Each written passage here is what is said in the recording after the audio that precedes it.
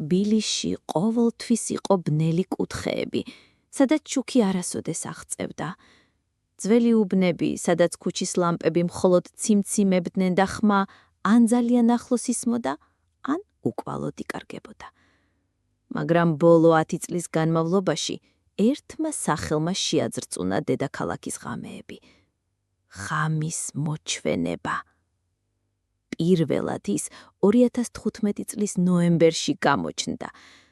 ამბობდნენ, რომ შუაღამის შემდეგ მთაწმინდის ძველი ქუჩებიდან ფარულად გადადიოდა შავ ჩრდილში ჩაცმული ადამიანი, რომელიც მხოლოდ ერთ რამეს აკეთებდა, ბოროტ ადამიანებს პოულობდა და პოლიციას გადასცემდა. დამნაშავეები, რომლებიც თვეების ან წლების განმავლობაში იმალებოდნენ, მოულოდნელად დილით უკვე პატიმრობაში იყვნენ. ხალხი ამაზე ყვებოდა, თითქოს ეს იყო ქალაქის მფარველი, ჩვენი ბეტმენი. ღამის მოჩვენების შესახებ ქალაქში ლეგენდები დადიოდა, რომ ის ყოფილ სამართალდამცავთა რიგებში იყო, რომ მას ბოროტება პირადად შეეხო, ან რომ მას შვილი მოუკლეს. სიმართლე არავინ იცოდა. პირველი 3 წელი მისი სამიზნები აშკარად დამნაშავეები იყვნენ, მკვლელები, გამტაცებლები, ნარკოტიკებით მოვაჭრეები. ხალხი ხმამაღლა არ ამბობდა, მაგრამ გულში ყველა კმაყოფილი იყო. მაგრამ რაღაც შეიცვალა.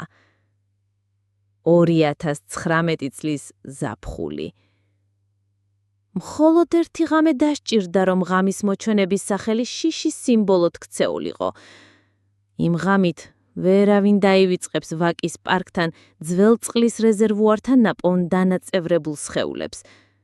პოლიციამ ვერაფერი იპოვა, გარდა ძველი ქაღალდის ნაგლეჯისა, სადაც ეწერა, ისინი არ იმსახურებდნენ სიცოცხლეს. თავიდან იფიქრეს, რომ ეს სხვა მკვლელები იყო, მაგრამ მალე მსგავსმა შემთხვევებმა სისტემატური ხასიათი მიიღო. ეს აღარ იყო მხოლოდ დამნაშავეების დაჭერა, ახლა მსხვერპლს შორის იყვნენ სრულიად ჩვეულებრივი ადამიანები, ან ჩვეულებრივები, როგორც ყველას ეკონა. დრო გავიდა და ხალხმა დაიწყო ფიქრი, რომ ღამის მოჩვენებას რეალობის გრძნობა დაეკარგა. ის, ვინც ოდესღაც დამნაშავებს არ თმევდა სიცოცხლეს, ან გადასცემდა პოლიციას, ახლა თვითონ განსაცვრავდა, ვინ იყო ბოროტი და ვინ არა. მისი მსხვერპლი შეიძლებოდა იყოს მეზობელი, რომელიც ხმაურიანად უსმენდა მუსიკას, ან ადამიანი, რომელსაც ჭორები უსიამოვნო თვისებებს მიაწერდა. მოტივი და წარსული. ქალაქის ჩუმიამდებით ირკვეოდა, რომ ის ადრე მართლაც იყო სამართალდამცავი. მისი ცოლი და შვილი მკვლელმა გაანადგურა, მაგრამ დამნაშავემ სასჯელი არ მოიხადა, მტკიცებულებების არარსებობის გამო. ამის შემდეგ ღამის მოჩვენებამ დაიწყო მისი პირადი სამართლის შესრულება. თავიდან ეს მართლაც სამართლიანად ჩანდა, მაგრამ შურისძიება გახდა მისი ერთადერთი ენდორფინის წყარო. დროთა განმავლობაში ზღვარი, ბოროტსა და უვნებელს შორის მის გონებაში გაქრა. ღამის ქალაქი თითქოს უფრო საშიში გახდა. რუსთაველის გამზირის ნათელი ვიტრინები სწრაფად ჩაქრობდა შუქს გვერდით ქუჩებში, სადაც ნესტის სუნი და ძაღლების ყეფა ერთდროულად იდგა. ორთაჭალის ძველ ხიდზე ოდნავი ქარი ჟღერადობაც კი ყურებში გაძლიერებული ჩანდა. ღამის მოჩვენება თითქოს ყველგან იყო და არსად, კამერებზე თითქმის არასდროს ჩანდა.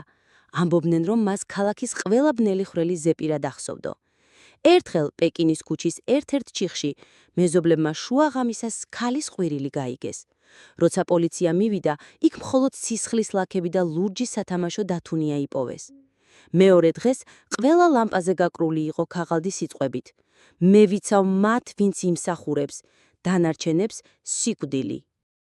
დღემდე ღამის მოჩვენებას ვერავინ იპოვა. ზოგი ამბობს, რომ ის უკვე დიდი ხანია მკვდარია, ზოგი რომ მან სახე შეიცვალა და ისევ ჩვენ შორის დადის. მაგრამ ერთ რამეს ყველა ეთანხმება. თუ ღამით თბილისის ბნელ ქუთაში მიდიხარ და მოულოდნელად იგრძენი, რომ ვიღაც გიყურებს, სჯობს უკან არ მოიხედო. რამდენიმე გადარჩენილი ამბობს, რომ ბოლოს რაც გაიგეს იყო ჩუმი ხრაშუნიანი ხმა.